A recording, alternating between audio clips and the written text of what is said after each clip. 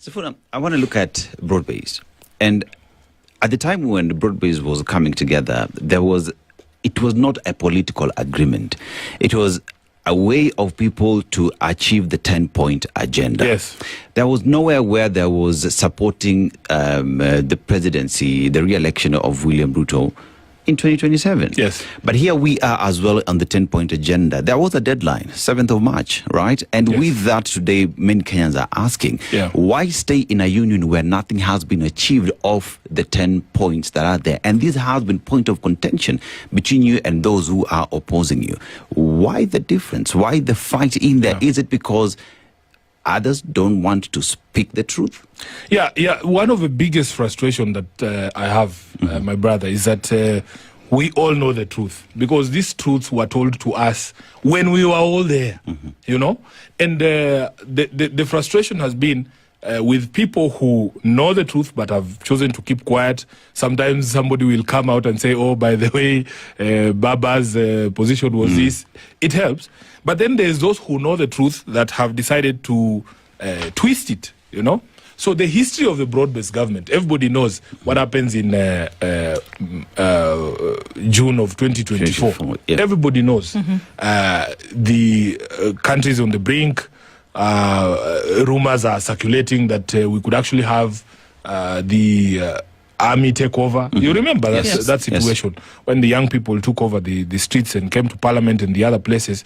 And Baba's thinking was that you need to protect our democracy. For him, the democratic space that we enjoy it took so much for us to get to where we are.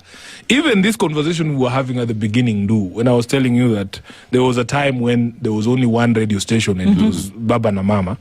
Democracy has certain pillars. There are certain freedoms that underpin democracy. You have to have a freedom of media, freedom of the civil society, freedom of speech, freedom of assembly, freedom of conscience, freedom of worship. These are the key ingredients of a democratic state. And we were not always like this. These young people, I tell them every day, we were not always like this. It was not always possible for us to sit on a show like this and speak freely, you know. And Baba's position was that this thing has to be guarded, as they say, that the price of democracy is eternal vigilance. There is every possibility that you could actually slip back to what used to happen in the 90s. And he says, we would rather have a bad president who was elected through some process than to have a dictator or a military man in State House, because immediately the military takes over, the constitutional order collapses. All of us, even including those of us who are in parliament, all the institutions, including the judiciary and the others, they disappear under dictatorship. And he says, let us show up this government, you know, let us give him the support. We get him to a place where we can remove him democratically. That is the background of the broad-based government. When you hear these other characters tell it, you would think that ODM and UDA sat somewhere in a convention under very normal circumstances and agreed that we are going to form a coalition government. That's not true. By the time we are signing the 10-point agenda MOU, the people who we loaned to government were already in government. So the MOU has nothing to do with the broad-based government. And, you know, these days nobody discusses the MOU because even they themselves, they were denying that we had an expiry date for that MOU. It was the 7th of March. Now, Brian, they go to... Dennis, sorry. They go to KICC and then they purport to extend by 60 days something they claim has not expired. Why are you extending it if there is no expiry date? You know? And for me, some of my problems emanate from my assessment of the implementation of the MOU. Now, it's public knowledge because Baba told the country that it is Sifuna who wrote that document. It is true. We wrote that document ourselves. And there's a background. You know, when Raila came from the AU race, they flew him direct to Mombasa. And when he arrives at Mombasa State House, he finds that they had prepared a document actually it was more or less a coalition agreement with UDA. And Baba says, there's no way I can sign this document. His style was, first speak to my people. Right. Yeah. And you see him embarking on these consultations across the country, talking to people. And Mzee used to know, even when people were patronizing him, he comes back from the initial consultations were in the coast. He comes back from those consultations, and in front of all of us as leaders of ODM, I saw Caleb Amisi, my brother, doing a radio interview with a Bible in his hand. Yeah. I think that thing should be standard now. Everybody should hold a Bible and tell the truth. Yeah. You know. So Baba comes back from those consultations at the coast, and he says he can tell when people are afraid to annoy him or to disappoint him. He can tell people who are being patronizing. He can tell people who are afraid to tell him what they actually feel. So he says, out of Kilifi, Mombasa, and Kwale, the only people who told him what they actually felt about that proposal to do an MOU with UDA are the people of Kwale. Okay. Yes. He says they are psychophans in Mombasa. He said it himself in front of people. Now, see at it's not the people of Mombasa. It's the leadership in Mombasa that have decided to be psychophans. Ati baba we kile ambacho utaamua sisi tutafanya tu. Kwa sababu, you know, as a leader, you also depend on people to shape you sharpen your ideas, to bounce off ideas. You cannot just have people who say, oh, Sifuna akisema left, tunaenda left. You know? So, the 10-point agenda, there is that conversation. And then we have a central committee meeting at night in Kisumu, the day before we did the Jamboree in Busia, you know? And Baba informs the team that, you know, there is a group of experts who have been given the mandate to do a proper document, you know? That the one he saw in Mombasa, that one is not who we are as ODM. And at the end of the meeting, he tells them, when you guys finish doing that document, give it to Sifuna. And the room goes quiet. And then these merchants, who are scared that things might not go their way, they're like, oh, Baba, why can't we form a small committee? Members of ODM. Members of the central committee. Right. They're saying, oh, perhaps we can add one more or two more people. Then Jacob asks them, how many people does it take to read a document? Sifuna is our SG and he's also a lawyer. Give the document to him when you're done. Slams the table, the meeting is over. I come back to Nairobi. 1 week goes by. 2 weeks go by. Nothing. Nobody is giving me the documents. I call them. I'm like, is that agreement ready, guys? They're just dodging me. Nini. No, on the day when we were signing that agreement, in the morning is when these characters shuffle in with a laptop. And the entire Central Committee of ODM is sitting there on one side of KICC. The president and his team are across the hall. It's a day of signing of a document. And then there's a TV like this one in front of me. They start projecting the agreement. Without you having looked at it? Without me having looked at it. It's the first time all of us are seeing this document. We didn't even get to page 2. Baba is like, stop. Which document is this? This is not who we are. Then he turns to me and asks me, Sifuna, have you looked at this document? I say, Baba, this is the first time I am seeing it with you. The meeting stops. We are sent upstairs. My office is on 3rd floor of KICC. We go there with Professor Anyang Nyong'o, and we sit. He sits in my desk. Baba tells us, you guys must do a people-centric agreement. And we drafted that thing in like maybe 30 minutes. Yeah. So I know that document. I bring it downstairs. I print one copy, give it to my boss. My boss reads it and he says, this is it. You know? He tells me, Kina president are across the hall, take it to them and tell them this is our irreducible minimums. If they say yes, tunayo harusi. If they don't, we go. I take it across, and because I had told them that, you see, UDA's interest is not to implement anything that is in writing. They just want a document from which they can run their propaganda and say, oh, tumeungana, tumefanya nini. And you knew this then? I knew it. I said it in Kisumu, that Baba, this is going to be a PR disaster for me. And I said it from the position of the foremost PR officer for the party. Because I'm the spokesperson of the party. Now, I take it to the SG. president's team. Those guys didn't read it. They didn't read it because their interest was never in the text. They say, and then the president sitting there, iko sawa? Iko sawa. So even when I go back to the room where my boss is, they are shocked that it took me less than 5 minutes. So I'm like, wamekubali kila kitu. Okay, sawa, twende to sign. So it was obvious that it was not read. They didn't read it because their interest was never in the text. And true to my prediction, when we stand at the steps of the KICC, what does the president say? Wangapi wanakubali tuungane, tutembee pamoja, but look at the text. Look at the text. Now, my problems begin the day that I declare that MOU dead. Yes. And there's a reason. There's a reason I declared that MOU dead. We had provided in that MOU that we want to see a stop to abductions. We want to see a stop to killings. Extrajudicial killings. We want to see respect for political parties. We want to see respect for devolution. We want to see all of these things. We have listed them down. And the day that the police take Albert Ojwang from Homa Bay all the way to Nairobi and they kill him in the police cells here at Central, and Dennis, we are counting upwards of 20 people, young people, who have been killed since the day we signed the MOU. So I do a show with Yvonne, and Baba was still there. And, you know, me, I say, as far as I'm concerned, once you kill someone, they cannot enjoy any of the other things, even if you implemented it. You know, even if you added Homa Bay 2 billion shillings to build buckets, Albert Ojwang will not go to those markets. And that is essentially the beginning of my problems. Sifuna, I want to look at broad-based.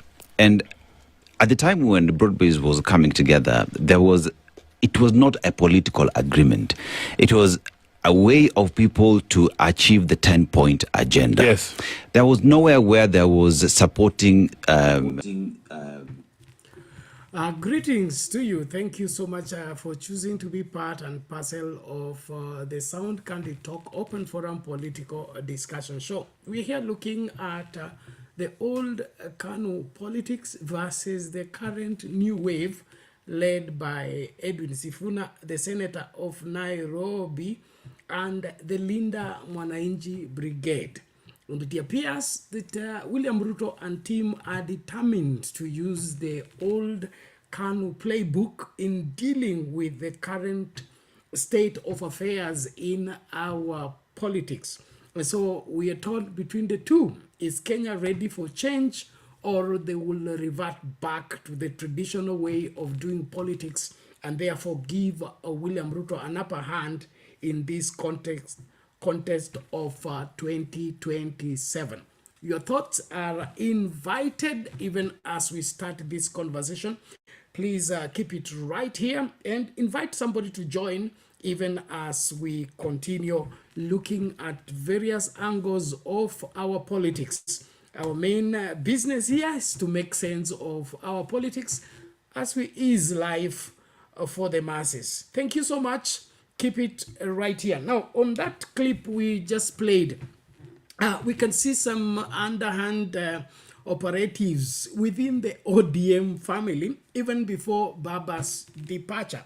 And it appears that the push and the pull of William Ruto are influencing and, of course, infiltrating the operatives of ODM did not start at the demise of Raila Amolo Odinga. It had started long time. He had his own point people within the ODM party, and I believe it is right and accurate to conclude that the running down of the ODM party and leading to its split was part and parcel of the William Ruto approach to seek Baba's hand in stabilizing the government at that point in time after the Gen Z protest. Now, this appears to be the style of William Ruto and his politics. His politics are geared towards distraction. Whatever that is working should not work, and especially if it's not working in his favor.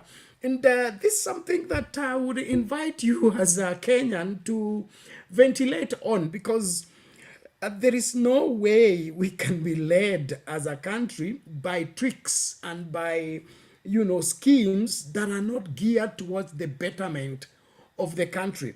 In my opinion, leadership is meant to create a conducive environment for people to function freely and, of course, be able to be productive, self-reliant, and able to take care of their things.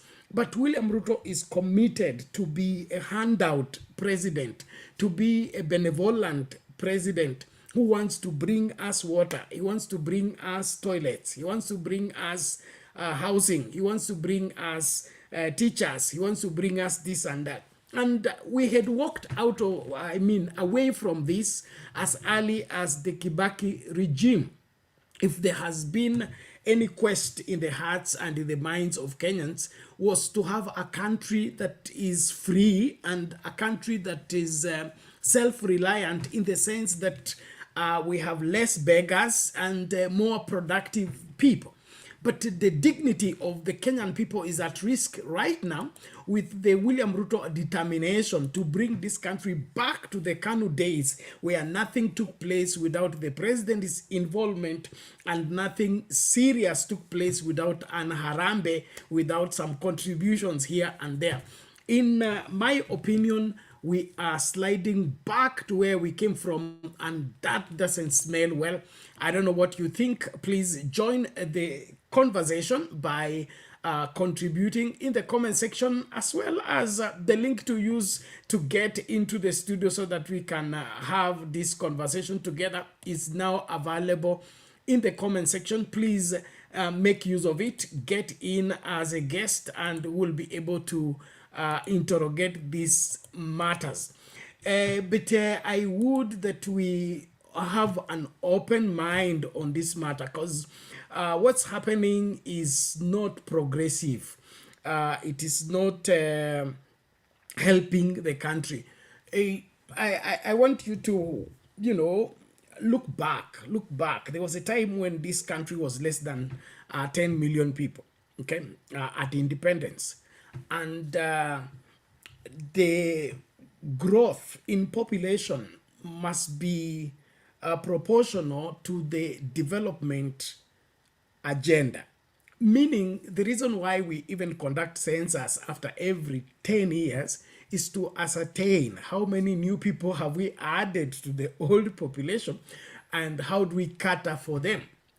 But it looks like the current administration doesn't want to know how many Kenyans are going to bed hungry, doesn't want to know how many Kenyans are dropping out of school, doesn't want to know how many Kenyans cannot access healthcare. They just want to go on with these white elephant projects that are making them look like they are working when they know, like God knows, they are not working. And so as Kenyans, I think we need to step back and begin to ask right questions in order for us to get right answers. So karibu kwa show, na kuomba tafadhali makinika tunapoendelea kujumuika pamoja. Karibisha mtu tukazungumze wazi mambo haya. Namtegea mzee wetu Jakindube na Undumani, sijui wako wapi, wakafike basi tukangamue mambo haya kabla muda waanze kuyoyoma.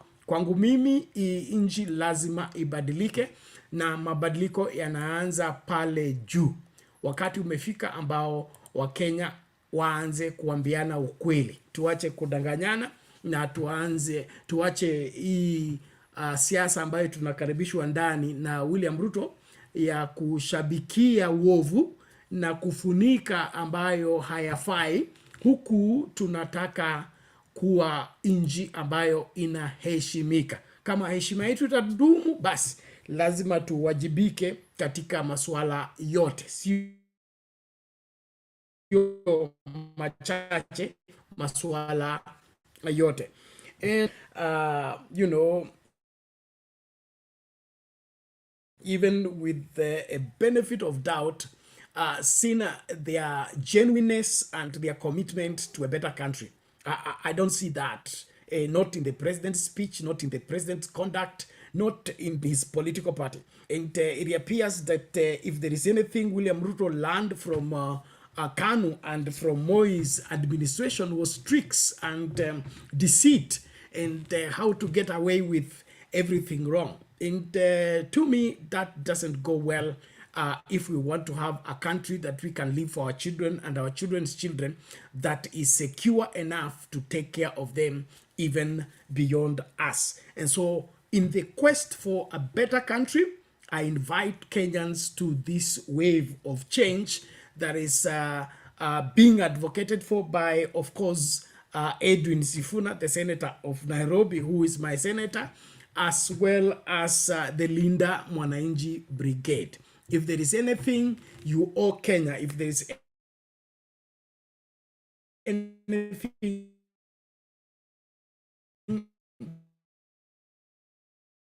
that is geared towards the well-being of the country and not the well-being of the few leaders who want to be massaged at the expense of the progress of the great nation called Kenya. And so let's talk openly and, of course, point out what is wrong, because this pretentious approach towards dealing with what is eating the country is what has finished what was left to us. There is the irony of the expression by, of course, the creativity of Kenyans that what is it? Jomo Kenyatta left us a cow or something like that, and Moi milked the cow and gave us milk. Kibaki fed the cow properly, but when it came to Ruto, he sold it. so Kenyans don't have the milk and they don't have the cow, and that that also informs what we need to look at. What is this appetite of William Ruto wanting to sell everything that he was left? Inherited Linda Mama, he changed it into something we don't know. He was left a free secondary education and, of course, free primary and compulsory education. They are all in the limbo right now. And, of course, always complaining that there isn't enough money to ensure that there is free compulsory primary education and free secondary education. What is alarming is that the State House budget doesn't seem to acknowledge that there is no money.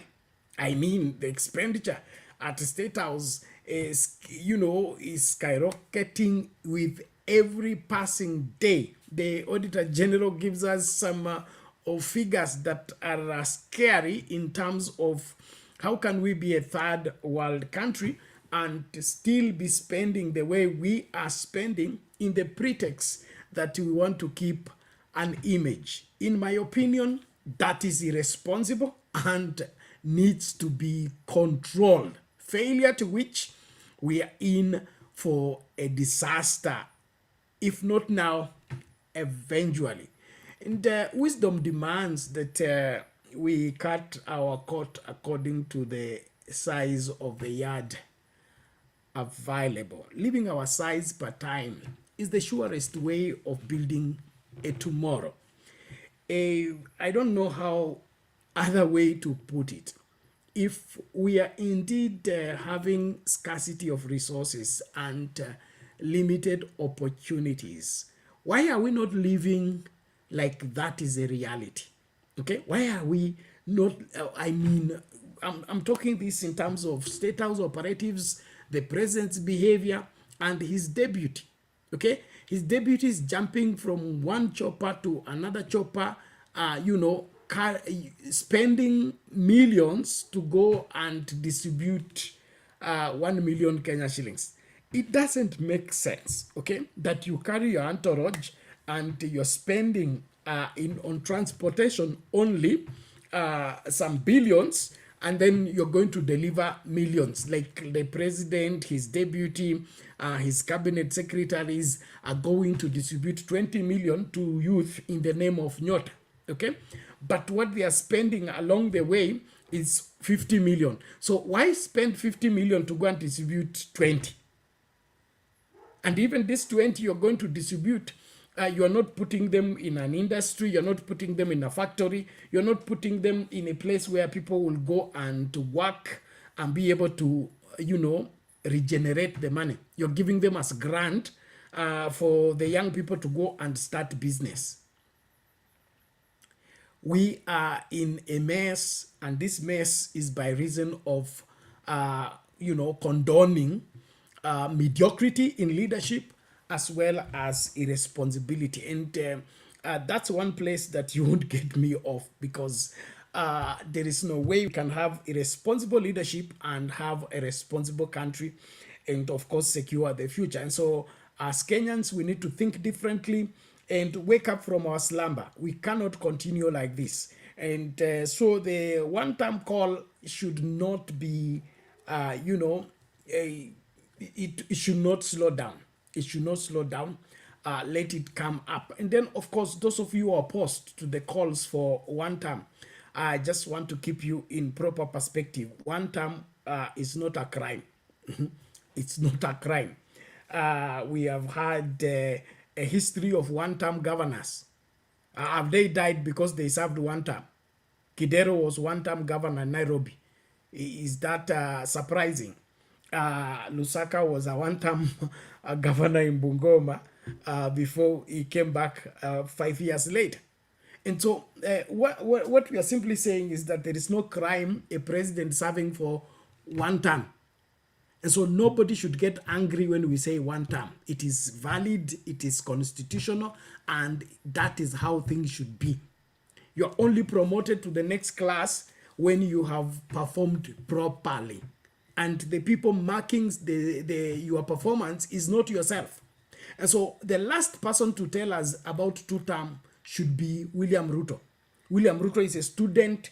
We are the examiners. We need to examine his performance. He cannot be the examiner, the examinee, the marker of his papers, and then declare of his grades. So he should shut up and wait for us to assess his performance and conclude, is the country better off with him or not? And those planning to play politics with that, we should reject them wholesale. Reject them wholesale, because this country deserves better, number one. This country deserves better, and as I've always said, we should not be led by the worst among us. We should be led by the best among us. Just like we don't compromise on our national team when we're going to play wherever intercontinental matches and all that. We don't compromise when it comes to our athletic team that we send to the Olympics and the other marathon around the world. We take the best athletes, the best footballers, the best volleyballers, the best basketballers, the best of rugby, the sevens that we were performing very well. No, we don't use the worst. And that's why I leave this with every Kenyan. What happens when it comes to political leadership? We want to support the wicked among us, want to support the worst among us, the corrupt among us, the twisted among us. But we can't tolerate that in football. We can't tolerate that in athletics. We can't tolerate that in whatever competition that we get involved in. And so let's carry the same thinking, okay? Let the best among us lead us, not the worst among us. And traditionally, that is how it has always been. And so we must not buy into the politics of William Ruto trying to change standards and, of course, condone lower standards that are below our status as a country and force them down our throats that we kazi ni kazi. Kazi ni kazi is not an attitude that you can encourage your children to carry. It's not an attitude you can even build the country on. Kazi ni kazi is not the attitude that William Ruto gives to his daughters and to his sons. So this aspect of when it comes to his family, he wants the highest standard. He wears the most expensive wristwatch, the most expensive belt, the most expensive and quality shoes. But when it comes to providing proper leadership to Kenyans, he tells them kazi ni kazi, that they shouldn't question what is happening. To me, that is double speak, and of course it should be resisted, it should be rejected, every Kenyan should stand against it. So regardless of what you see and think about the whole scenario, kwangu mimi mabadiliko ni lazima. Inji lazima ione yale ambayo tunapaswa kuyaona na tuyatekeleze kwa wazi. I appreciate everybody. I'm waiting for my guys to come through so that we can have this conversation. But of course, I'll be dropping those points for you to ventilate on and of course consider. Remember, we are looking at a paradigm shift in our politics where there is a tug of war right now between Ruto's old KANU-Style of politics, old tricks, tribal politics, power control, and then of course divide and rule, as opposed to Sifuna's new wave and approach of people power, transparency, youth-driven accountability. Between these two forces, who is going to carry the day? And who helps Kenya better? Are we going to accept the old KANU tricks of tribal politics, power and control, and of course divide and rule? Or we want to go with the new and of course current approach to politics where we are people power, transparency, and of course youth-driven accountability? That we cannot have a country with a leadership that cannot answer for anything. To make William Ruto angry, just ask him to be accountable. Now, that's one of the things that really surprised me, that you want to serve in public office, but you don't want to be questioned. No, it is very alarming because that you want the public office, but that public office, you turn it into your private kiosk where you do whatever you do and you don't want to be questioned. In my opinion, that is the sure reason why everybody should reject you, because public service is a trustee. Yes, it's a trustee. You're being entrusted with the responsibility. You are a steward. You are a caretaker. You are holding the country's resources on behalf of the people. And as the Bible teaches, it says it is required for a steward that a man be found faithful. How are we going to find you faithful if we are not checking you out? How are we going to find you faithful if we are not putting you in the scale and weighing you to find out whether you are fit for this, and of course you are doing what you've been hired to do? And so as Kenyans, let's not shrink and of course fall for the intimidation and of course the propaganda of the William Ruto approach. Let's resist bad politics by ensuring that we uphold right politics that are pro-people, pro-the country, and of course making sure that we don't fall victims of the current wave of deception that is coming in forcefully and of course propelled by our taxpayers' money that the State House is misusing with every passing day. I'm glad mzee wetu amefika. Dadi, siku nyingi vipi? Unajua kila mara nikijaribu kuingia inanitupa nje. Ya mitambo ilikuwa na shida. Tunajaribu kurekebisha. Sasa mpaka saa nyingine nimeshindwa, sasa nitafanyaje? Ni kama hawa adui zetu hawajamalizana na sisi, bado wanatufuata. Jana waliniweka 2 hours kabla show ikubali kufanya.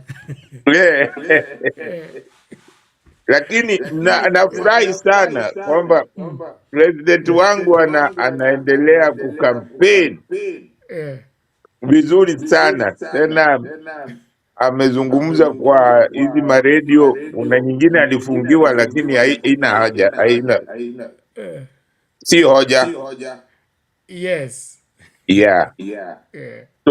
So mimi nataka kushukuru sana, hata kama tuna iko na shida hapa na pale, lakini tunapopata nafasi tunasema maoni yetu. Unaona? So mimi nataka kuwashukuru sana watu wa Kisumu na hata watu wa Mombasa na sehemu zote ambazo president wangu ameenda. Tunataka, mimi nachosema ni kwamba, kwa sababu hata ukiangalia kwa hizi polls ambazo zinafanywa, president wangu anaongoza na huyo ndiye anafaa kuongoza Kenya. Tunataka mtu ambaye bado ana damu ya moto, bado ni chipukizi ambaye anaweza kusema hapana. Hatutaki, mimi sitaki hii rika kina Kalonzo Musyoka, kina Rigathi. Hawa watu ni watu ambao wameingiliwa na ukoloni, imejaa kwao zaidi, ni wakoloni. Kwa hiyo hata tukichagua mmoja wao bado ataturudisha kwa hii ukoloni ambao tuko nayo hata sasa. Manake tuko chini ya ukoloni. Ukiangalia mambo yote ambayo tunafanya, Bernard, tunaiga tu wakoloni, kwa sababu hapo ndizo tumekataa kutoka ndani ya ukoloni, kusema hebu tufanye mambo yetu wenyewe. Tukatai hii mambo ya hata kusema eti lazima tumeambiwa eti ukitaka kupinga kitu ama kama upendi lazima udemonstrate kama mzungu vile ana demonstrate, lakini sisi tukidemonstrate tunauawa. Unaona, lazima tutafute mbinu ambayo itatufaa sisi kama Wakenya au Afrika, kitu ambayo tukiwa na sauti, tukitaka kusema kitu, sauti yetu inasikika kwa njia ya amani, sio kwa njia ya kuuawa, kutumia nguvu. Hiyo haifai, na lazima tutafute mbinu. Mimi nilisema kwamba kwa maoni yangu mimi naweza kutoa hii mambo ya demonstration kabisa, niseme demonstration hatufanyi, tufanye town halls. Town hall, tukiwa na shida tunaenda kwa town hall, na huyo mtu anaitwa, anakuja, kama ni waziri wa serikali za mitaa, kama ni waziri wa nchi ya nje, kama ni waziri wa mambo ya ndani, tunamuita, tunamlazimisha, anaenda katika hizo manake hiyo ni kazi, anaenda katika hizo mabaraza za town hall na watu wanasema maoni yao, na hizo maoni zinachukuliwa, zinakusanywa, zinaonekana serikali, wananchi hawataki hii kitu. Kwa hiyo ni lazima ifanye vile tunataka, badala ya kwenda kudemonstrate alafu watu wanapigwa risasi, vitu za watu zinavunjwa. Tunakuwa na, manake hatujui namna ya kufanya hiyo, hata polisi wetu hawajui namna ya kulinda demonstration, hawajui. Na hii naona hata Amerika kukiwa na demonstration kunakuwa na fujo, nyumba zinachomwa, watu saa zingine wanaumizwa na polisi. Hizo vitu kama hizo mimi ninasema hatutaki, kwa sababu tunataka tuongoze nchi ambayo ni ya watu na nchi ambayo iko na ubinadamu ndani yake, sio nchi ambayo tunasema iko na ubinadamu lakini ukiangalia vitendo vyetu ni vitendo ambavyo havifai kuwa vya binadamu. Unaona, siwezi kusema nasingizia ati ni vitendo vya kinyama, manake mnyama tunamsingizia mnyama. Hakuna kitu mnyama anafanya ambayo sio haki, hakuna. Unajua hiyo Bernard, tunasemaga ati wewe huyu amefanywa kitendo cha kinyama. Mnyama anafanya kitu gani ambayo ni outside sheria yake? Kitu gani hafanyi? Mnyama anafuata sheria zake. Wakati anakuwa na shida, wakati umevunja sheria yake, ndio mnyama anakuwa na shida na wewe. Na kwa hiyo mimi simlaumu hiyo kitu watu wanasemaga, lakini ukiangalia mnyama hana, ukimwona mnyama amekuvamia kwa sababu wewe umeenda kumvamia, ndio mnyama anafanya nini? Ana fight back. Lakini sisi tunasema huyu kitendo ya kinyama. Kinyama gani? tunafanya vitendo ambavyo havifai mbele ya Mungu. Mungu hakutuumba kwamba tuue watu wenzetu ovyo ovyo. Yeah? Inatakiwa kama kifo imetokea ni accident. Yeah? Ni kitu ambacho si lazima, si kwenda tu kuua watu vile wa Amerika wanaenda tu wanaua watu, wanaanzisha vita tu kwa kukuonea kwamba we mdogo, so yani hiyo hakuna, hiyo sioni kama ni kitu ya maana. So mimi nataka kusema kwamba lazima tuwe na uongozi ambao inaheshimu sheria na inaheshimu binadamu na inaheshimu sheria zetu za Kenya. Hiyo ndio tutakuwa na maendeleo. Manake maendeleo bila hizo si maendeleo.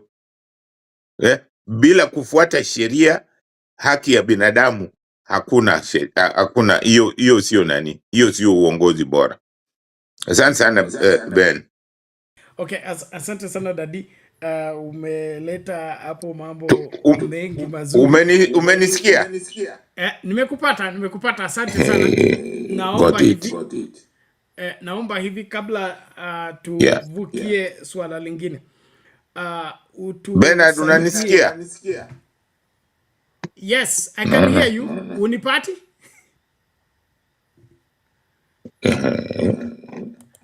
Nakupata. Hello? Unanipata? No. Are you able to get me? I'm getting you loud and clear. Uko sawa Dadi? Okay, nilikuwa nasema hivi mabibi na mabwana, wakati Dadi anashughulikia mitambo yake, ningependa tu kulainisha mambo hapa ili tuelewane. Na kile ambacho Dadi anasema hapa ni ile hali ya ukoloni mambo leo. Kuna kile kitabu kiliandikwa na Jaramogi back in the 60s, Not Yet Uhuru. Na hicho kitabu kinatokana na ile hali ya disappointment ama masikitiko yake kwa kuwa yeye alikuwa mstari wa mbele kuleta uhuru wa Afrika kujitawala hapa Kenya haswa. Na matarajio yake ilikuwa kwamba tukiwa na kiongozi ambaye ni mweusi na anatuongoza, atajali masilahi ya watu weusi na atahakikisha kwamba hatutaendelea na kugandamizwa na zile sheria ambazo zilikuwa mbaya za kikoloni. Lakini baada ya kupata uhuru na of course Jomo Kenyatta kuwa a prime minister and then president, ikawa kwamba zile sheria na ile dhuluma ambayo weusi walikuwa wanapitia kabla ya uhuru zikaanza kukita mizizi. Na hapo ndipo Jaramogi akaanza sasa kuuliza maswali, ni vipi? Sisi tulipigania uhuru ili tupate uhuru, na uhuru ukue uhuru na maendeleo, uwe uhuru wa kulinda wananchi, sio wa kulinda tumbo za viongozi. So that was the beginning of the fallout between Jaramogi and Jomo Kenyatta, whereby Jomo Kenyatta was pro the colonial attitude of making sure that everybody is not assisted to gain whatever they wish to gain. Mnakumbuka kulikuwa na shida ya mashamba. Yale mashamba ambayo ilikuwa ya watu weusi yalichukuliwa kwa nguvu na wakoloni. Wakoloni hawakuyanunua, walikuja tu wakaanzisha vita, wakafukuza familia ama communities na wako-occupy hizo mashamba, wakaanza ukulima na mambo kama hayo, huku wakishinikiza na kushurutisha weusi kufanya nini? Kuwa wafanyikazi kwa hayo mashamba. Lakini baada ya uhuru, Jaramogi na wengine wenye hiyo fikra waliamini kwamba kwa sababu sasa Jomo Kenyatta ni mweusi na anatuongoza, basi tutarudi pale mvua ilianza kutupiga, tukakague Wamasai walikuwa na shamba kiasi hii, Wakikuyu walikuwa na shamba kiasi hii, Wakalenjin walikuwa na shamba kiasi hii, wazungu walikuja wakachukua hii, wakanyakua hii, wakanyakua hii, ili watu warejeshewe mashamba yao ambao walikuwa wamenyang'anywa na kina nani, na wazungu. Lakini baadaye ikaonekana kwamba Jomo Kenyatta anasema hakuna cha bure, okay? Kama unataka shamba ukanunue.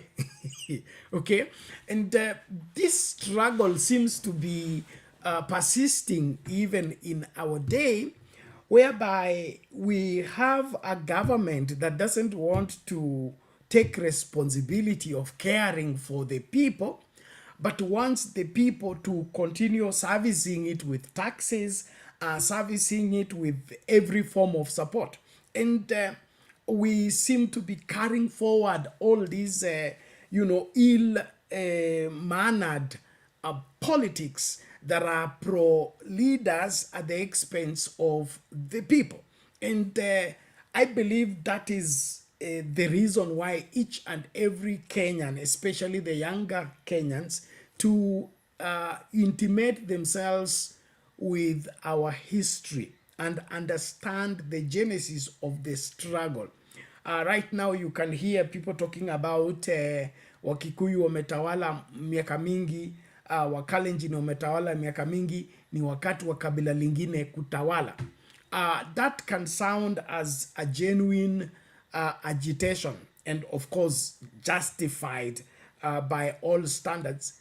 But looking at it critically, what has been the difference? What has been the difference? Jomo Kenyatta's policies, Moi's policies, Kibaki's policies, Uhuru's policies, and now Ruto's policies, they seem to be reading from the same script.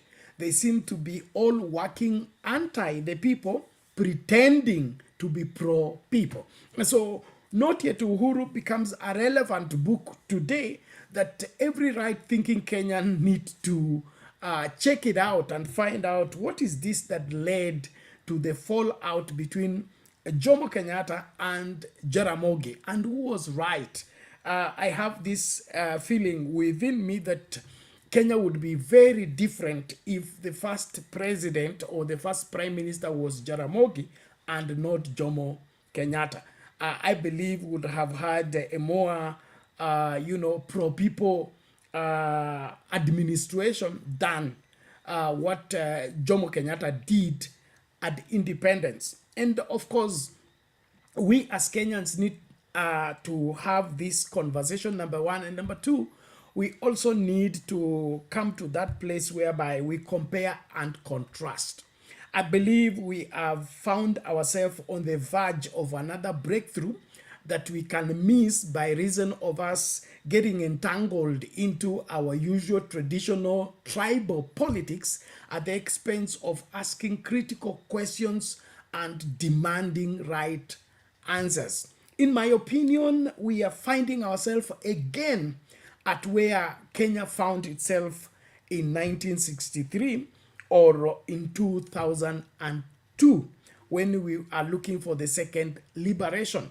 We have a historical opportunity either to help this country or destroy it completely. And just like Jomo Kenyatta was handed a country with great potential, with great people that were willing to build it to its maximum, then he abused the office by, instead of taking care of the country, he started taking care of himself, taking care of his cronies, and at the end of the day, we lost the country as we fed leaders. You all remember the famous phrase by J.M. Kariuki, who was killed by reason of him being pro-people, okay? And of course, he said he doesn't want a country of 10 million beggars with 10 millionaires. Now, that seems to be the slide that is being practiced to date. that the 10 million will, the 10 wherever millionaires will employ and determine the future and the destiny of the 10 million Kenyans. Now, this is something that we must have a conversation around. And I would want to call us to this, because many of us tunatoroka haya mambo, tunayatoroka wazi wazi tu kwa sababu hatutaki kufikiria katika hiyo line, labda inakera yale ambayo tumekusudia kuyatekeleza tukitumia njia ya mkato, na njia rahisi ya kutumia kabila lako kuingia katika madaraka, ama kutumia kugonganisha kabila hili na kabila hili, ili wakati wao wanapigana wewe unapata nafasi ya kupita katikati na ukapate huo uongozi. Kwangu mimi ningependa kuhimiza kila Mkenya, haya mambo ambayo yametukumba tangu uhuru lazima tuyashughulikie, na kuyashughulikia ipasavyo itabidi kila mmoja wetu aanze kuuliza maswali ambayo yanafaa. Ni kipi hiki ambacho kinaendeleza ile dhuluma ya ukoloni, ambako tuko na wachache wanatajirika na wengi wa Wakenya wanaendelea kuwa maskini? Hilo ni suala ambalo lazima tulizungumzie, na sio kuleta uhasama kati ya matajiri na maskini. Ni ile tu hali ya kusema kama tuna matajiri na tuna maskini, serikali inachangia haya masuala ama inasaidia ile hali ya kufanya nini? Kupunguza umaskini ili utajiri ukasambaze. Tunakumbuka ile statistics ambazo zilitolewa kwamba asilimia kubwa ya rasilimali na utajiri wa nchi hii uko mikononi mwa watu chini ya 200. Okay? Is it 250 ama 240? I mean the largest percentage of what is called Kenyan resources and Kenyan wealth and riches is in the hands of 200 people, when Kenya is now 55 million people. This is a scenario that we should not be perpetuating, especially when we are government. And just to invite you to look into this critically. Since William Ruto got into office, how much, remember his campaign for 2022 was bottom up, okay? Bottom up, those on the lower scale will be lifted to the higher scale. Those riding motorbike will begin to ride cars. Those selling in kiosk will begin to sell in the supermarkets. And all those, campaign slogans that went up. This is the same thing I was talking about, assessing his performance before we recommend him for the second term or not. I have a pertinent question to ask to His Excellency William Ruto. How many people have moved from Mathare to Kileleshwa? How many people have moved from Kibra to Karen? How many people have moved from Mukuru kwa Njenga to Buruburu? I mean, it is that simple. And of course, nobody will move from Mukuru kwa Njenga to Buruburu, or move from Mukuru kwa Njenga to Kileleshwa and Modaiga and Kitusuri without those people being known or being practical. And so the vicious cycle of keeping the country at the same spot while we look active and of course look like we are doing something about helping the country move forward.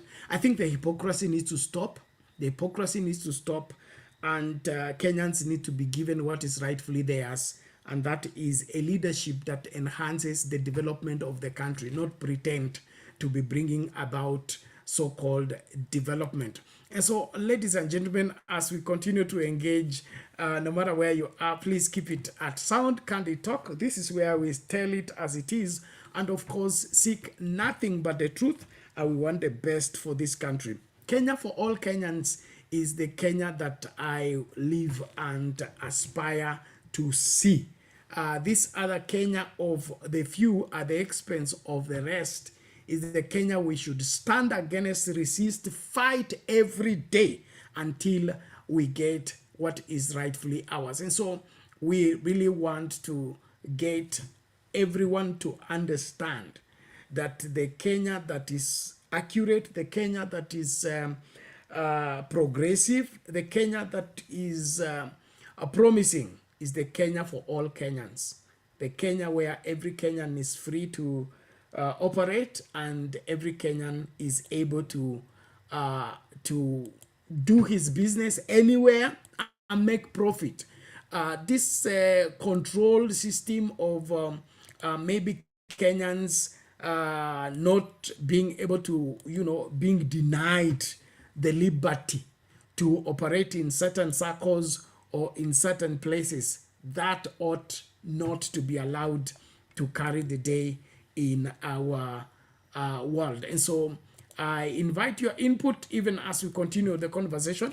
And of course, Edwin Sifuna has stood out to be the one advocating for especially what we are calling the rule of law. And the rule of law means that everybody is entitled to their rights, and those rights must be defended and protected by the government.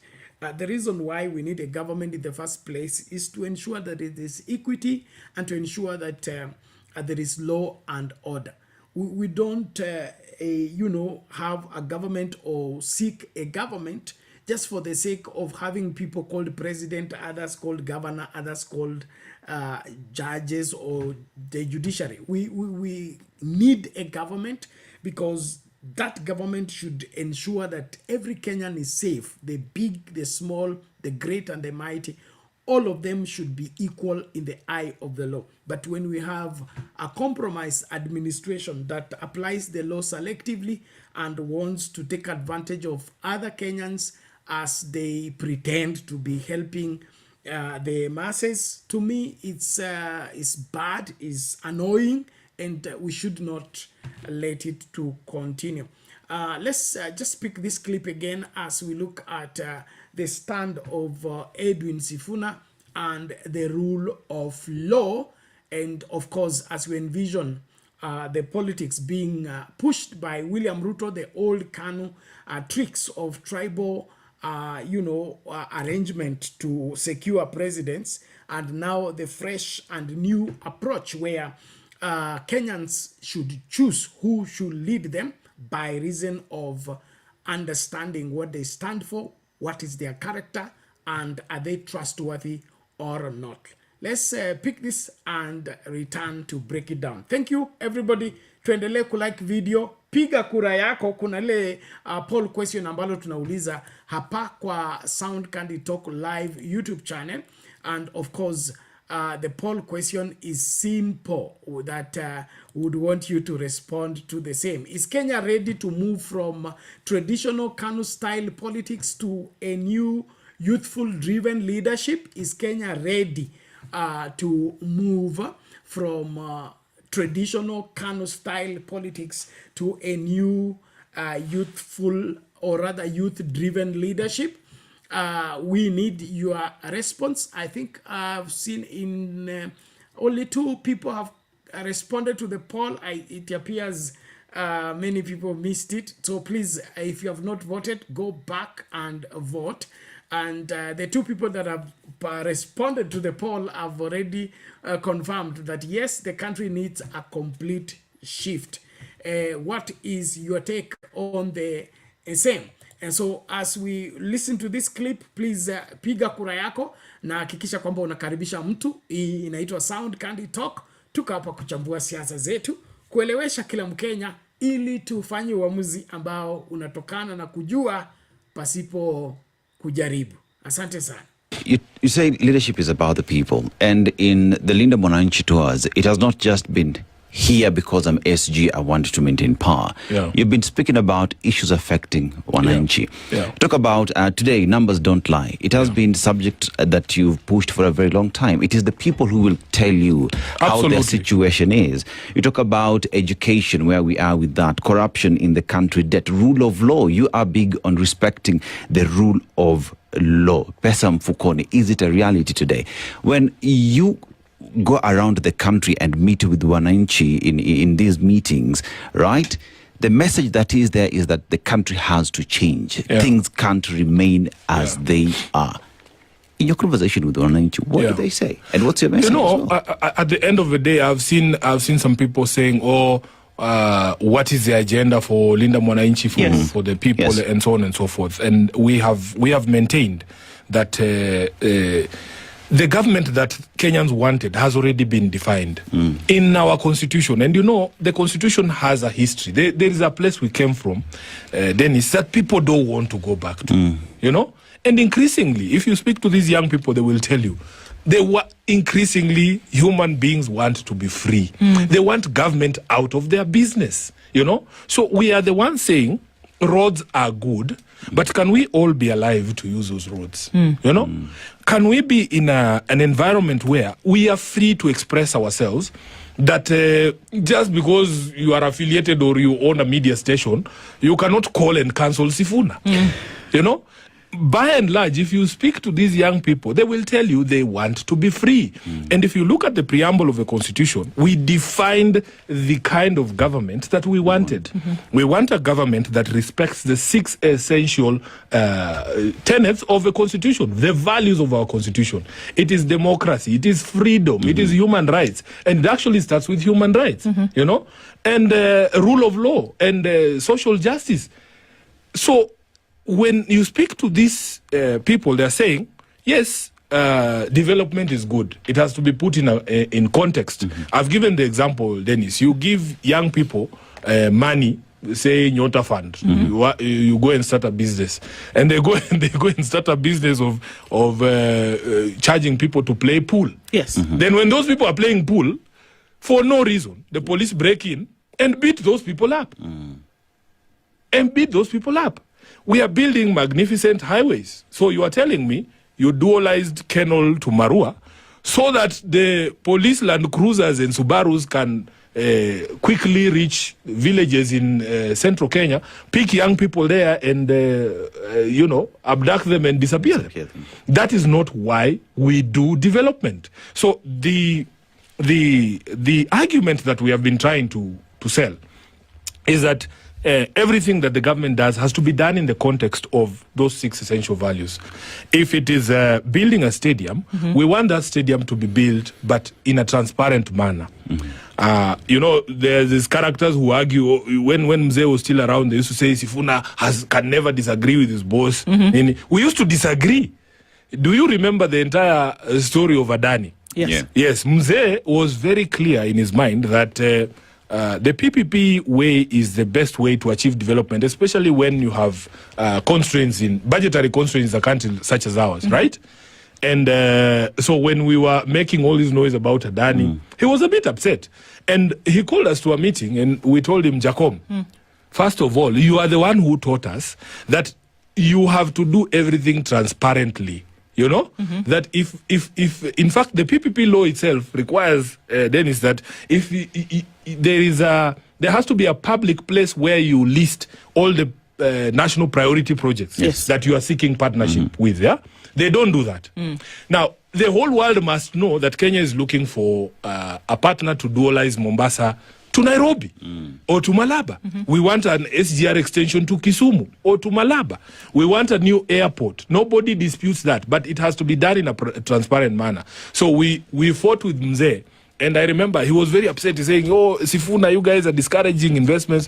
We said, Jacob, we are not discouraging investment. We are saying, can it be done in accordance with the law, in accordance with the transparency tenets, because Article 10 of the Constitution requires it. Yeah. So those of us who are saying, you just keep quiet, let Ruto build the stadium. yes, we are the ones who are going to pay for that Raila Odinga Stadium, the Talanta Stadium. We have to see it done in a transparent manner. Let there be open tendering. Let there be value for money. Because if you look at the costs, and the Auditor General has already flagged it, that there has been cost escalation of over 10 billion shillings. We want healthcare to work.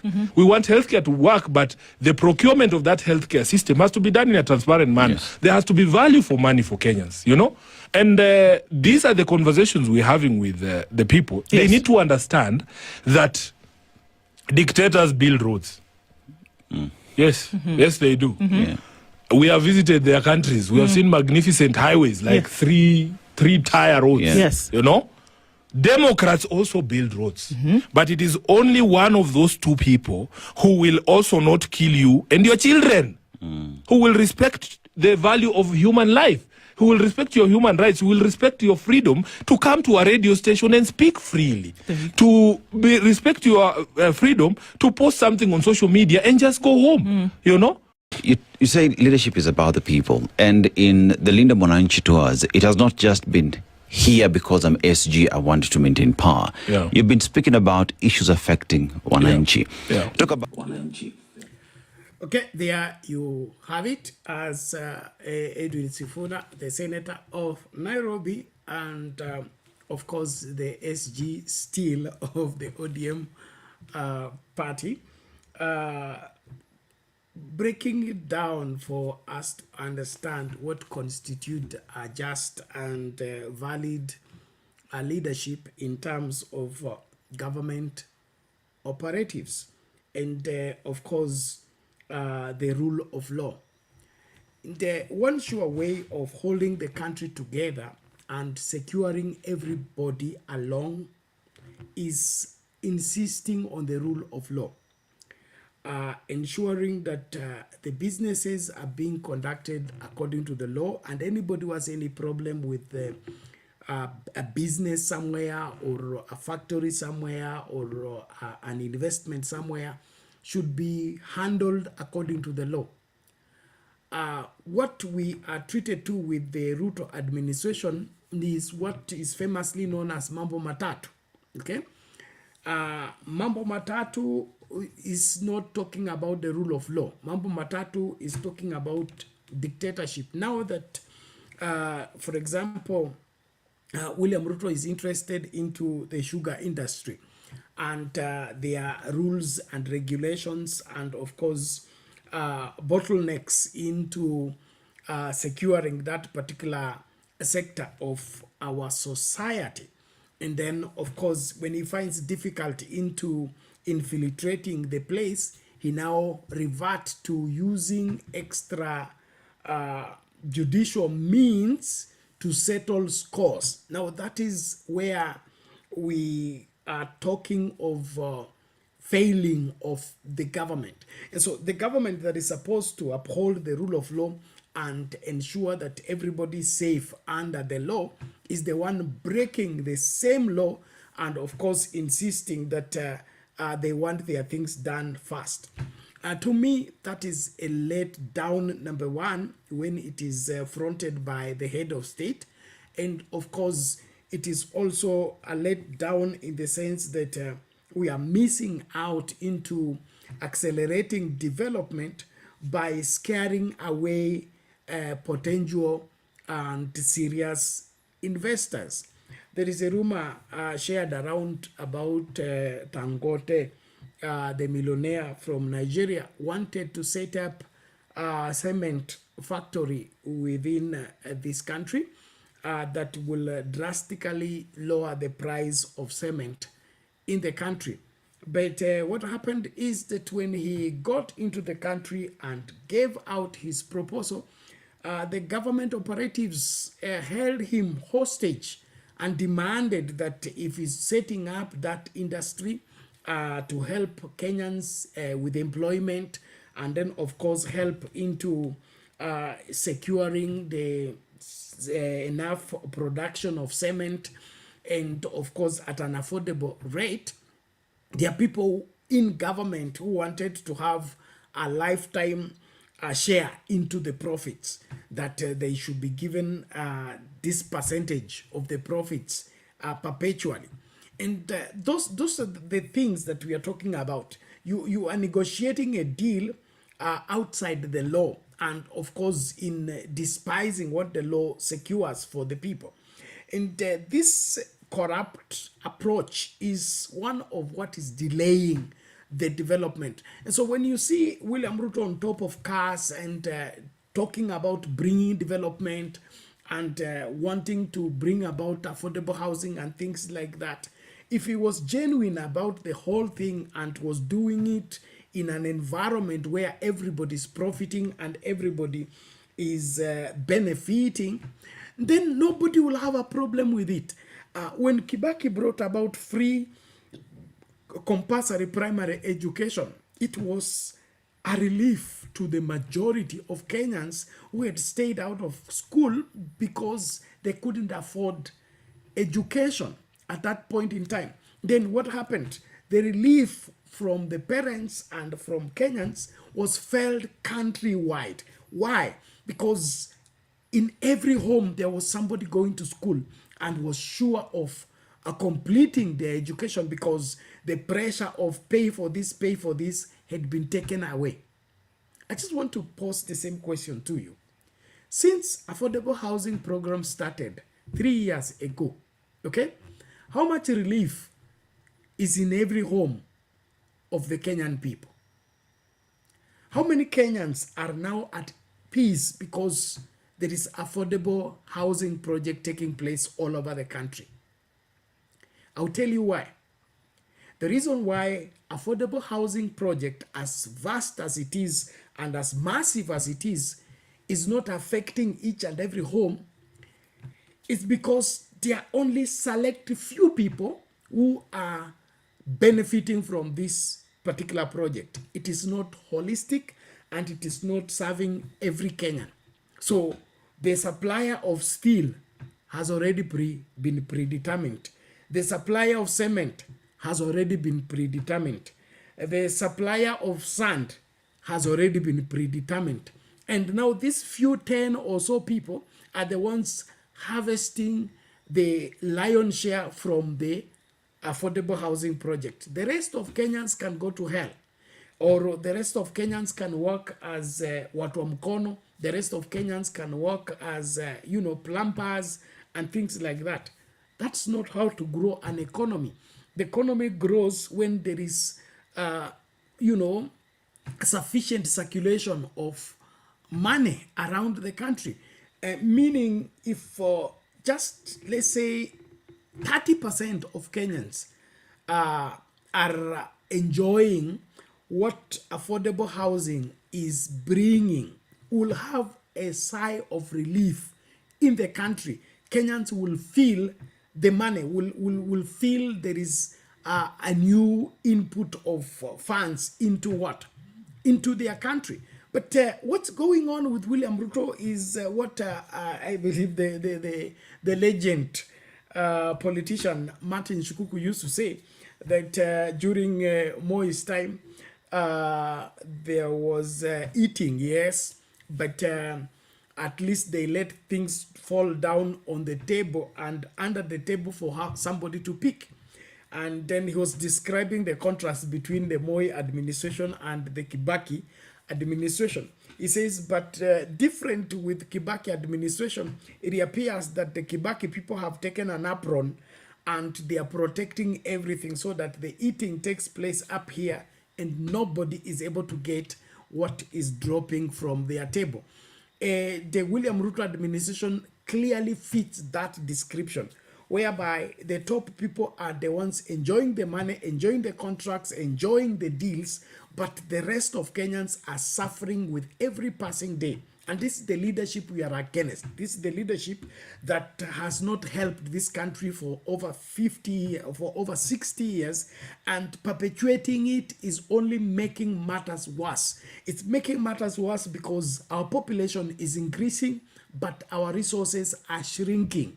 Our population is increasing, but our possibilities are shrinking. And so if we don't move with speed to ensure that there's a commensurate between the rise in population and the rise in resources, we will collapse under the weight of a higher population with less resources. And this should be the greatest concern of any right-thinking leader in our country. And so when Edwin Sifuna talks about rule of law and rule of law safeguarding development and safeguarding the welfare of Kenyans, I'm in support 100%. This is the kind of brains we need in leadership. These are the kind of thinking that we need as a country. People that are pro-people, number one, and then of course are looking for practical solutions that will offer a lasting answer to the questions in the lives of people, not just offering temporary relief by distributing relief food and of course coming around with handouts here and there. No, the economy of handouts has failed. 60 years of independence, we cannot perpetuate it, we can't continue in the same. And so ningependa tu kuhimiza kila moja tuanze kusikiliza vizuri, tuelewe vizuri, na of course tufanye uamuzi ambao unafaa. Kile ambacho kinaendelea katika nchi hii kimekuwepo. Hakuna kitu kipya hapa ambacho William Ruto ameleta ama anakisema. Hivi ndivyo KANU ilikuwa inafanya kazi, na KANU imefanya kazi miaka ngapi? Ya Moi 24, ongeza 15 ya Jomo Kenyatta, hiyo imekuwa KANU. Na of course KANU ya Kibaki, and then of course KANU ya Uhuru. Mambo haya sio mapya. Kama tunataka mabadiliko, lazima tuendee mambo ambayo ni mapya, na hii ndio ambayo Edwin Sifuna na Linda Mwananchi wanatuhimiza kufuata. Tuwe na serikali imechaguliwa na watu, serikali ambayo itatumikia watu, na serikali ambayo itajali na kulinda maslahi ya nchi. Sio serikali ambayo inaongoza katika ufisadi, serikali ambayo inaongoza katika kujilimbikizia mali ambayo ni ya umma, serikali ambayo ina control pesa zisiteremke chini, sifikie mtu yeyote, zibaki huku juu. Wakubwa tu wawe ndio wanapata contract, wakubwa tu wawe tu ndio wale ambao wanafanya biashara na serikali na wanalipwa pesa kiholela. Okay?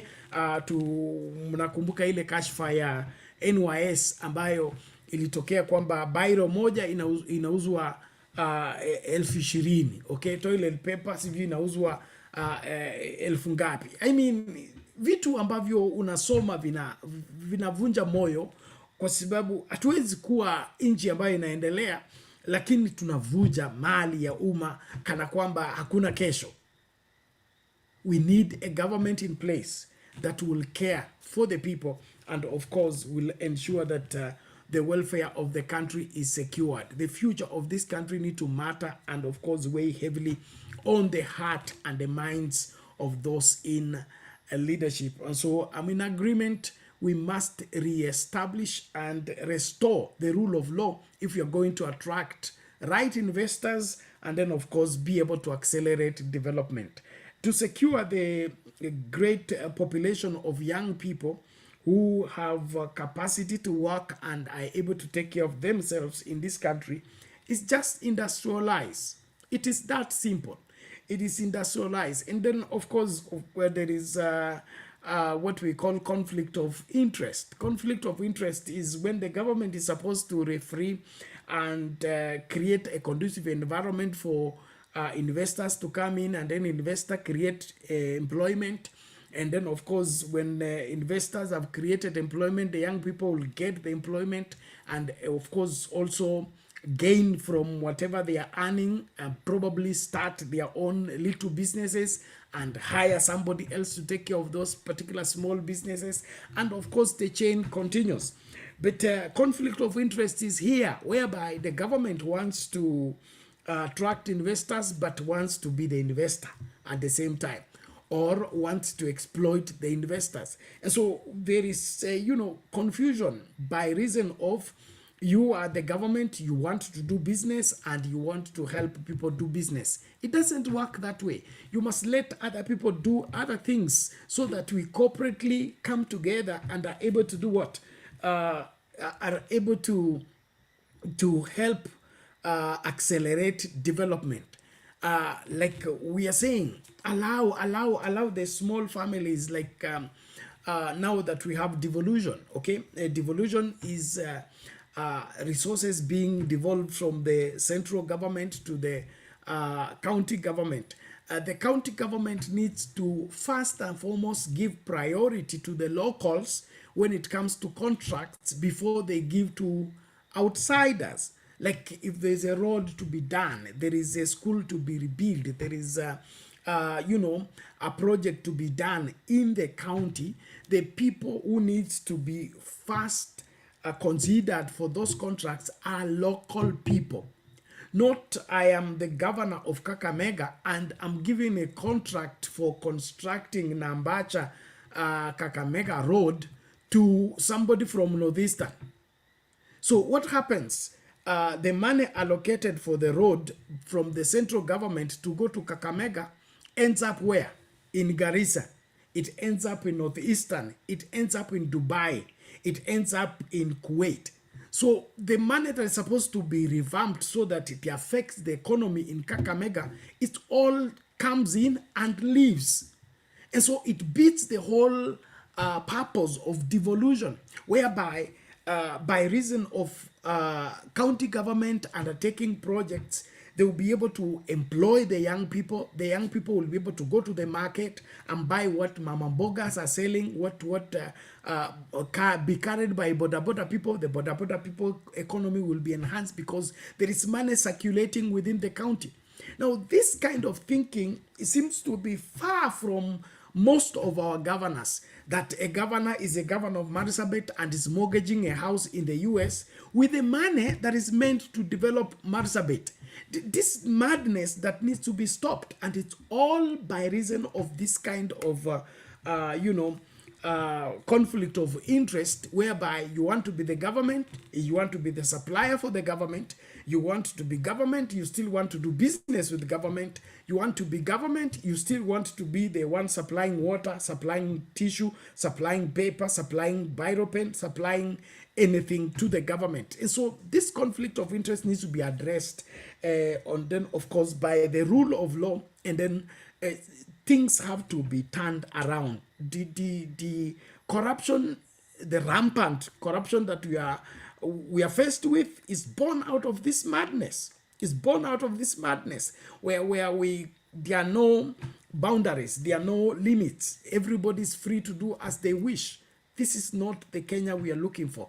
And so I agree with the Edwin Sifuna and the Linda Mwananchi brigade. Let's get back to the rule of law. Let's insist to get back to the rule of law and stop this other approach that we are being invited into, that is not making sense, number one, and number two, is not helping the country be free. And so the benevolent handouts economy that William Ruto is fighting day and night to keep running has failed for 60 years. It is not going to begin to work today.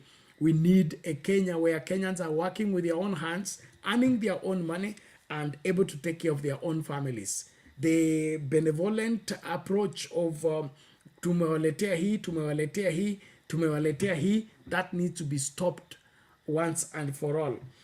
Probably I should also want to remind you that I would say we had controlled corruption under Kibaki administration extensively. There was I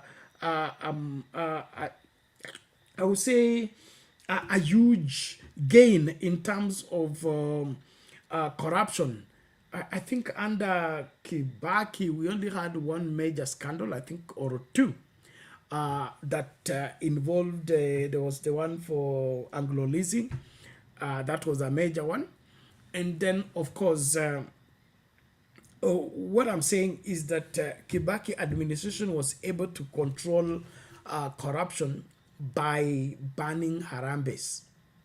If there is anything that worked for Kibaki, were two things. One, banning of Harambes, and two, introducing of CDF, whereby the members of parliament were given a kitty or a percentage of the national budget for them to enhance and of course preside over development in their constituency.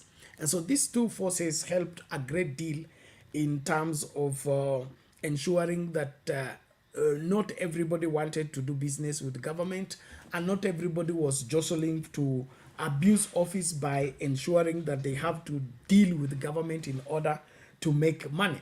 There was more money being made in the private sector.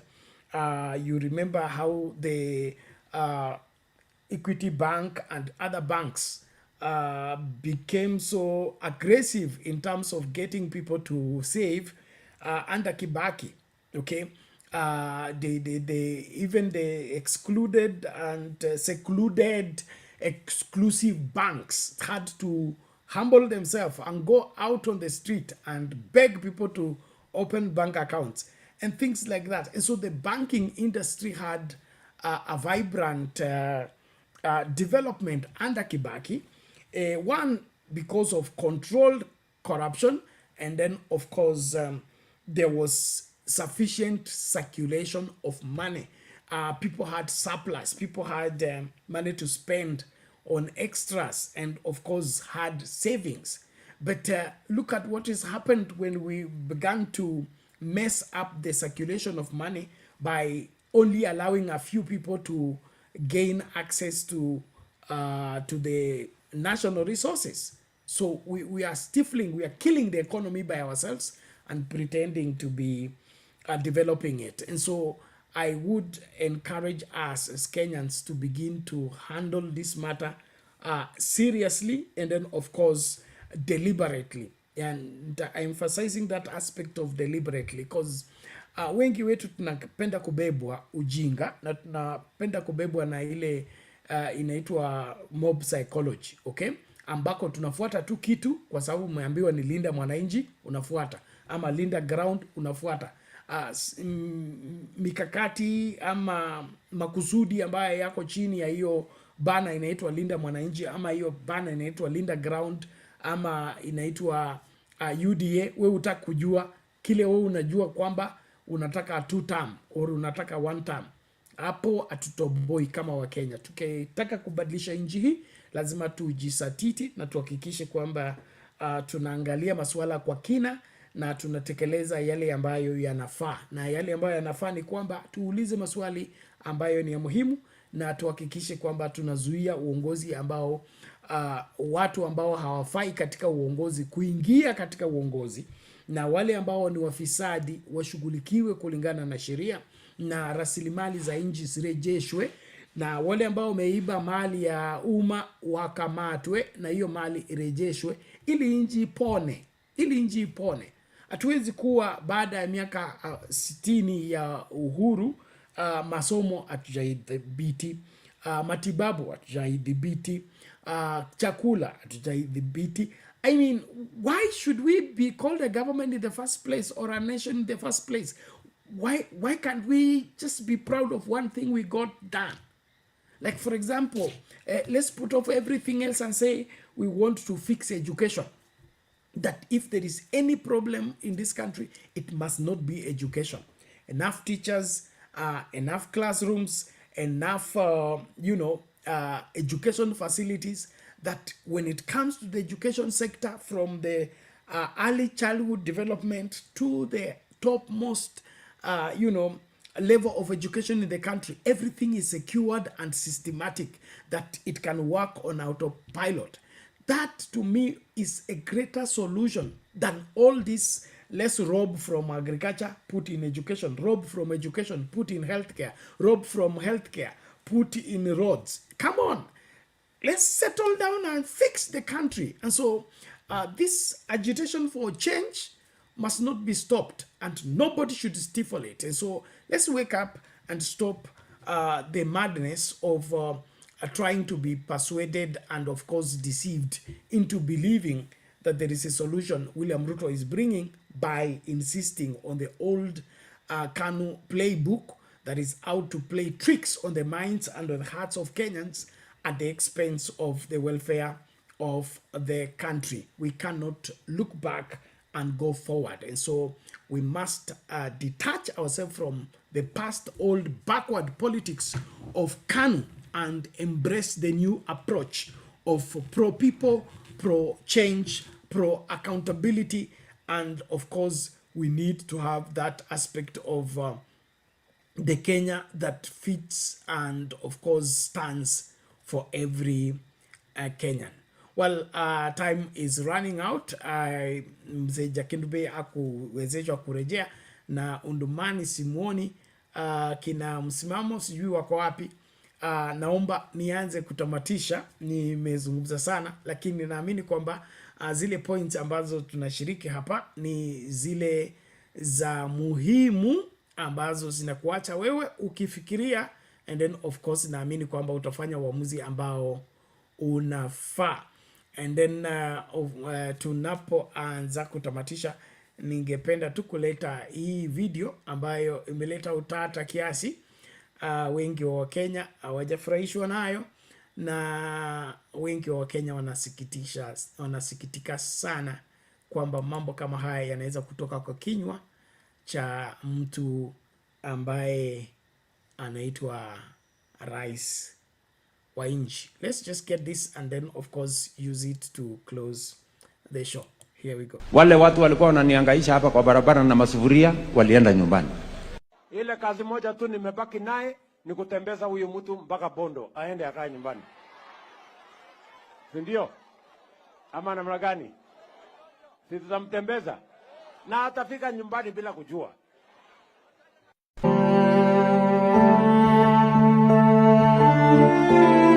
Wale watu walikuwa wananihangaisha hapa kwa barabara na masufuria walienda nyumbani. Ile kazi moja tu nimebaki naye ni kutembeza huyu mtu mpaka Bondo aende akae nyumbani. Ndio? Ama namna gani? Sisi tutamtembeza na atafika nyumbani bila kujua.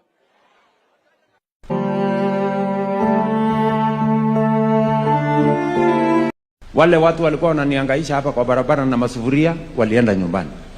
Ile kazi moja tu nimebaki naye ni kutembeza huyu mtu mpaka Bondo aende akae nyumbani. Ndio? Ama namna gani? Sisi tutamtembeza na atafika nyumbani bila kujua.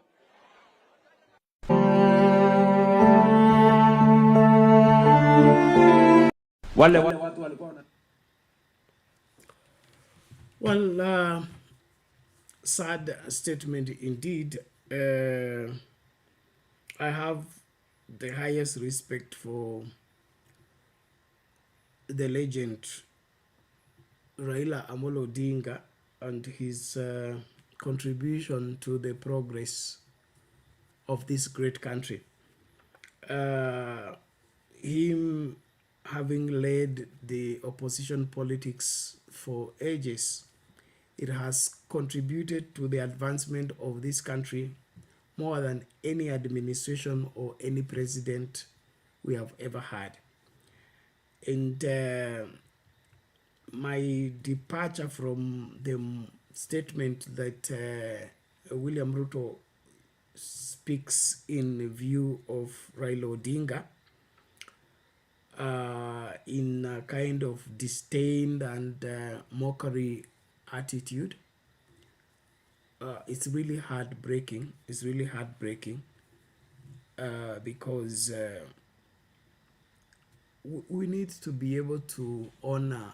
The Bible says, give honor to whom honor is due. And so even when Raila Odinga and his politics did not sit well with those who are anti-change and of course wanted to manipulate the constitution and the law in their favor, there is respect, one, for the dead, and then two, there is acknowledgement of people who have made immense contribution to the country to a level whereby they are treated as heroes, and them being heroes demands that we overlook some of the things that we did not even agree with them. And so I'm speaking on this because it has been constant, and it's like it's not going away. The mockery, the despise, and the, you know, the undermining the huge contribution that Raila Odinga made to this country has gone on for too long, and I believe we need to keep it in the right perspective. I don't appreciate what William Ruto said in that bite, and even when you want to play politics, you want to, you know, lead or stay in power, we can do it in a better, dignified and respectful way. You don't have to despise everybody, look down on everybody in order to be a leader, in order to be ahead of them. There is that respectful competition whereby you are my worthy opponent. Yes, you have your faults, I have mine, but we can respect each other and compete healthy and without all these insults.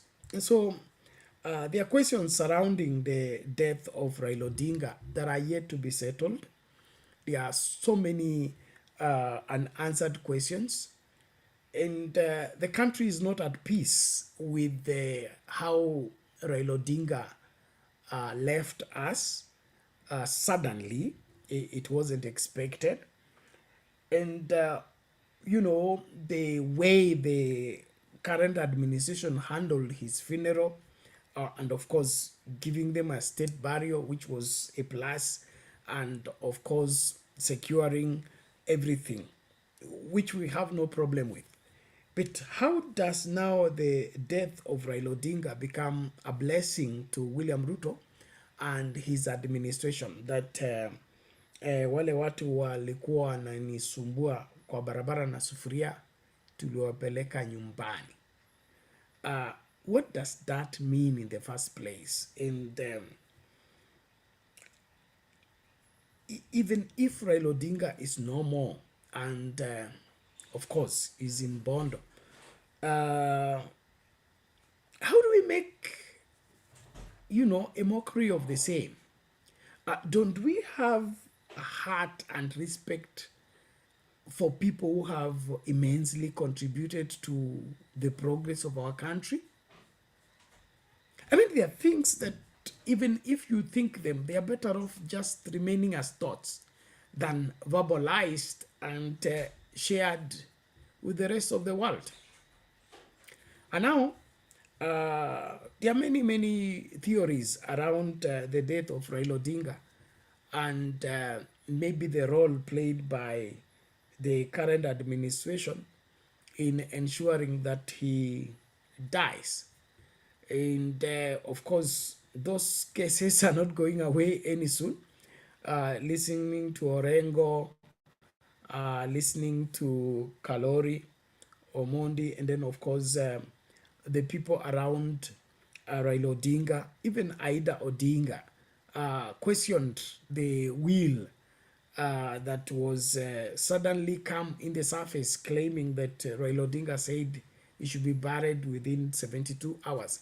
There is a mystery around this death that seems not to be unraveling rightly. And when William Ruto, the head of state, begins to speak the way he's speaking, implying that Raila Odinga went to Bondo without knowing, it's very sad, number one. And then number two, Kenyans need to think again who they make head of state and who they make head of government. I think this tolerating of mediocrity and misbehavior is not helping this country. I don't think our children are learning good manners by this, and of course being respectful by what we are being treated to. And so without in any way pick up a war, I just hate the whole thing. In my opinion, it's uncalled for. It's uncalled for. Or if for anything, Raila Odinga is respected man in his life and in his death. It's an international icon of great, you know, progress of this country and Africa as a whole by reason of his convictions on democracy. We have multi-party constitution dispensation courtesy of Raila Odinga and others. We are having a new constitution in this country courtesy of Raila Odinga. There are so many ills that have been done against Raila Odinga that he swallowed and the bitter pill and accepted to safeguard the country other than insist on his selfish interest. That is a plus. And that's something that's honorable, and that's something that it should be highly esteemed for the same. And so this attitude by William Ruto to, you know, undermine Raila Odinga, even in his death, is unforgivable. It's unforgivable. I don't know what you think about it. Please give your views in the comment section. And of course, I am not happy by this, and I believe many Kenyans are not. We need to have a dignity of the presidency. We need to have dignity in how we address each other in this life, and then of course understanding that there are people looking up to us. They are learning what we are saying and doing at the same time. To me, this one is too low for the president, too low for the president's office. Hakuna.